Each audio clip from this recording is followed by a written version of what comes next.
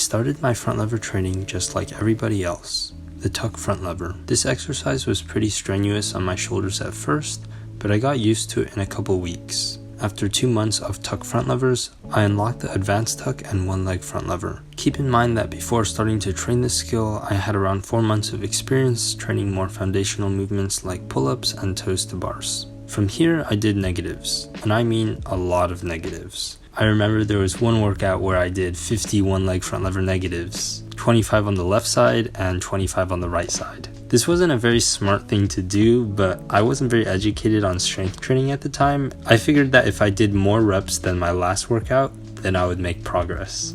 You can see how this is an issue, right? Like the infinite reps glitch, like you can't just keep. After a month of this, I got really into pull-up endurance training. Basically, I was doing 500 pull-ups or so every 4 days. Again, this wasn't smart, but I was inspired by David Goggins, and it was a good challenge for me. During this time, I didn't train the front lever consistently, so I can't exactly say how this affected my progress. But after a month of that, I went back to high intensity training, doing 1 rep max front lever negatives and assisted 1-arm chin-ups. Again, this wasn't very smart, and eventually I injured myself getting golfer's elbow and tricep snapping on my right elbow. This turned into a 1.5 year period where I had elbow issues on both my arms. Although my issue caused pretty big setbacks in my front lever training, I didn't give up. I studied my injury and I kept training with modifications to avoid aggravating my elbows. I decreased my pulling frequency and I trained with a bodybuilding inspired technique since this reduced stress on my joints and focused more on my muscles.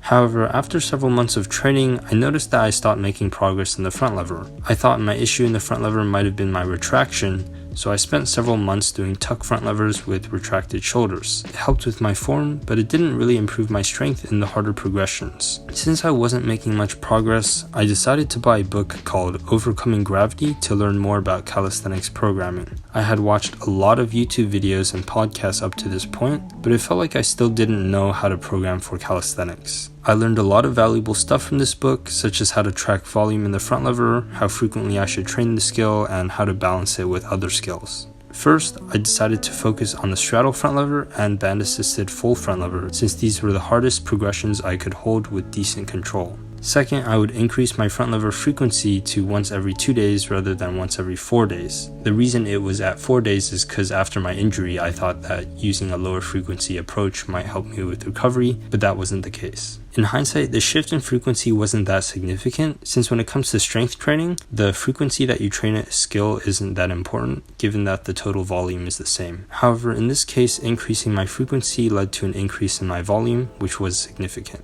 Third, I would track my volume from session to session and try to overload gradually. And fourth, I incorporated progressive overload to my compound pulling movements by using a weight vest. I stuck to this program for 2 months, and when I tested my full front lever, I held it for 8 seconds.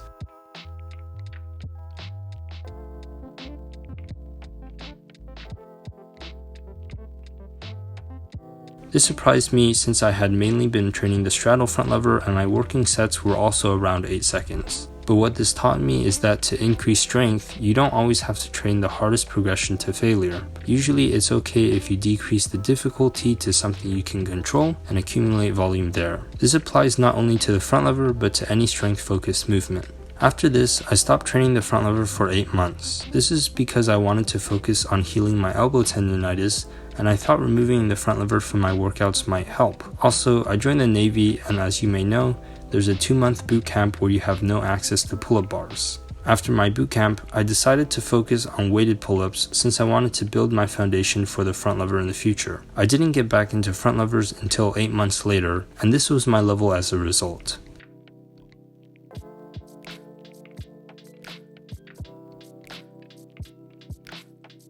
Surprisingly, I could still hold a straddle front lever despite not training the skill. I decided to add front lever exercises to my routine once per week for around 3 to 5 sets, since I was still focused on weighted pull-ups at the time. One of the reasons I was confident enough to start training the front lever again was that my elbows had healed significantly and I felt more confident in my ability to rehab or prehab my elbows. After 2 months of training, I got back to a full front lever. This made me realize that muscle memory also applies to calisthenic strength elements. If you lose the skill, it's easier to get back than if you never had it.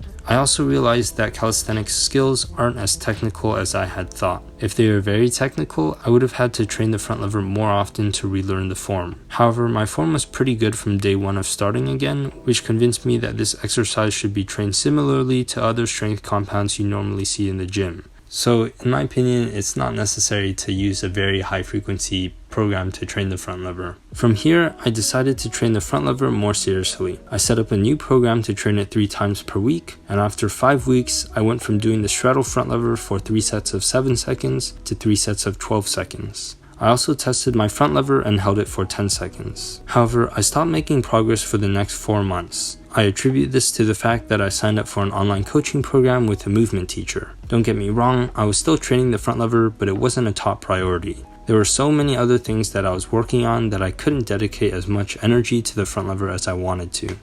And just so you know, I don't regret signing up for the online coaching program. I'm still subscribed to my teacher's YouTube channel and stuff because I think he puts out really good information that other people don't really do, even for strength training stuff.